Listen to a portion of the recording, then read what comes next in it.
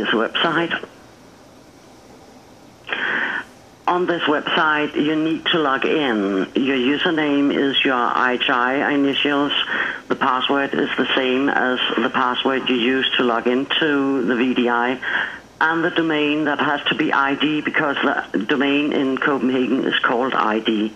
So I need you to log in here, George.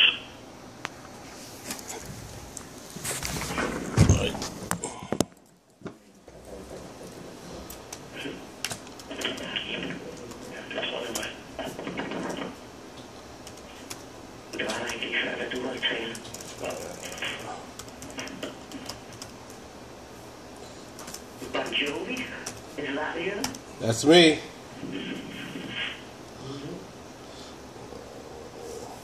And then you just press login.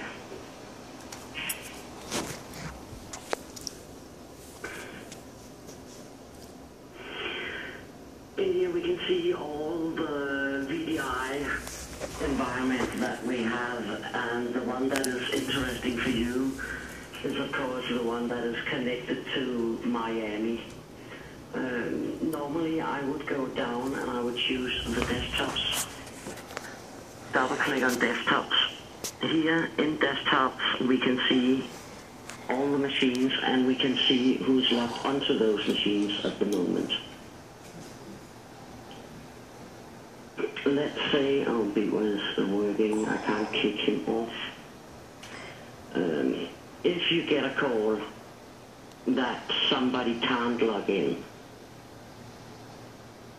you find the user here, you can always sort it. For example, when they can log in, they receive some message. They receive some error message.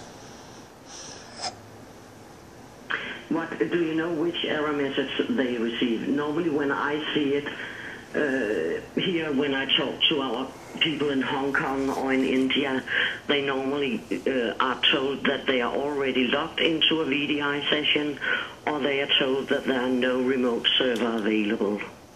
Okay. I think I've seen that one. Yeah. And normally it's because they haven't closed the last session, probably.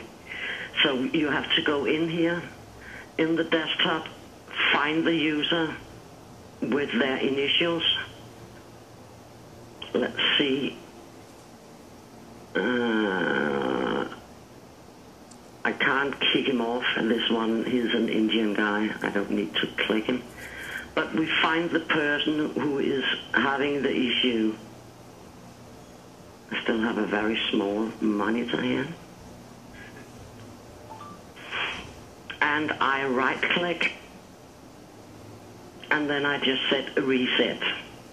When you reset this machine, you press OK.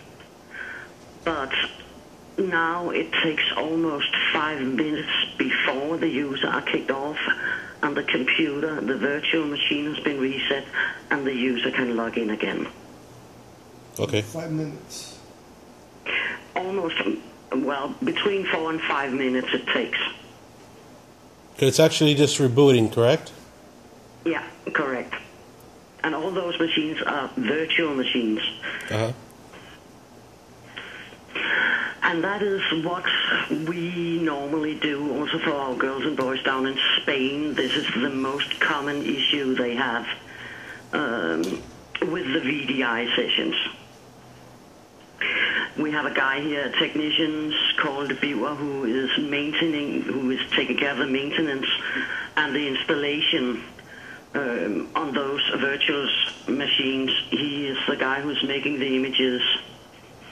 This is actually, instead of using Citrix, then in Copenhagen we have chosen to use this VDI environment.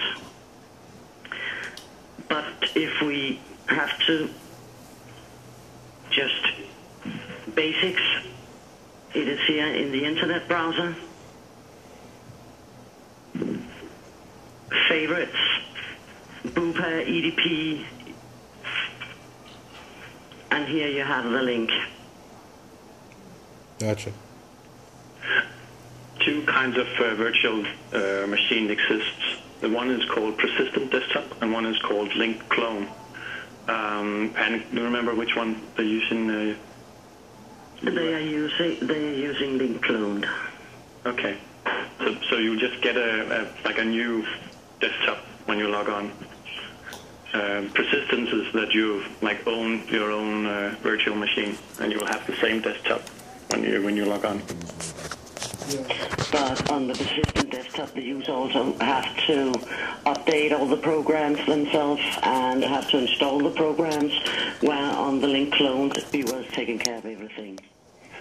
There are pros and cons on both of them. Yeah. But just if anyone asks and if you use the reference, that just so you know that it exists those two, the link clone and persistent desktop. I think you have all that you need in terms of configuring the client, obviously. Otherwise you wouldn't have been logged on. Anything with the client side? Installation of the VDI Horizon client? Are you good with that? Are we going to get to the point where we're going to be assigning VDIs? No. Okay. not necessarily, because all users will have to have an AD account. Gotcha. So they'll be created like a new user as a new starter. Okay. So if you have a new user that needs access, you can use. We have some forms for new users. Gotcha. Where you click what kind of access they need. So we will set them up with an AD account, and then we'll just create a new account on the VDIs for them, either link clone or the persistent desktop, and include all the accesses for PSI and whatever they need. One scenario that I came across several times, but I'm not sure how you guys resolve it, is when they try to connect to their VDI, and then they get the welcome screen, and then it keeps looping. It just stays in that state as welcome, and you see the little hourglass, turning, and then it just stays stuck there. We had several of those happen, but they were able to resolve them overnight. But I have no idea how they went about to resolve that issue. Well, if I get that question, normally I would start with this VMware Horizon View Administrator to see if I can see that the user are on his way to be able to log in. If I can see the user is available in this tool, I will kick him off. Yeah, when we were in communications with the administrator on hand, they said that they were not able to see that the user had a live session at the time. So it was a little more complicated than that. So I'm not sure what other steps were taken to resolve the issue. I think there was something yesterday actually from a user using a laptop, one of the Copenhagen users. Yeah. I'm not 100% sure how it was resolved, but I think it was to do with the actual client. I have to investigate if that was the case. I don't think it's a normal issue that we will encounter. Okay. We saw it in the beginning when the girls and guys in Miami started up. We had that, and as we've just been told, it was solved overnight, and that was really a big issue for them. Exactly. But we haven't seen it the last couple of weeks, have we? Oh no, it's been a couple of weeks, yeah, but yeah.